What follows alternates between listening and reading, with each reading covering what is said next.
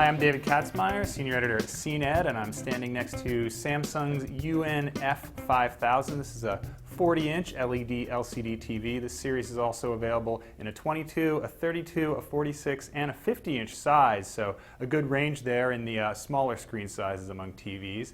This is one of Samsung's entry-level 2013 TVs. That means it's one of the few that doesn't have Smart TV built into it, so you won't get all those apps and other Smart TV doodads or internet connectivity found on some of the higher-end models. It does have some of the nice styling cues of those higher-end models, however, including a nice thin bezel around the edge and a relatively thin profile when seen from the side. That's thanks to its edge-lit LEDs. Unlike on some of the step-up models, however, this Samsung stand does not allow it to swivel. Around back, there's only two HDMI inputs, which might cramp your style if you're going to connect more than two devices that use HDMI. Unfortunately, that's pretty much everything these days, including cable boxes, game consoles, and DVD players, so you might need to buy an external switching device to make up for the lack. Unlike its more expensive brethren, this TV also lacks a couple of the high-end picture adjustments, although there is plenty for most people to get the job done. Samsung's entry-level remote is also pretty puny and packed with buttons, but at least you get plenty of direct control.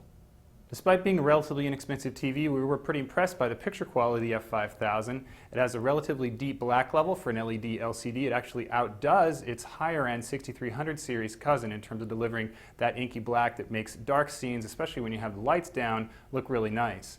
When you turn up the lights, the set screen also does a pretty good job of dealing with glare. One of the downsides of the F5000's picture, however, is its inability to properly produce the film-based cadence that some of the other high-end TVs can get. Despite the fact that Samsung calls this a 120 CMR TV, it doesn't have a 120 Hz refresh rate, so it'll get a little bit more blur if you're sensitive to that sort of stuff. All told, however, we're really impressed by the picture quality of the F5000 and consider it a really good value if you don't really care about smarts. That's a quick look at Samsung's UNF5000 LED TV. I'm David Katzmeyer from CNET.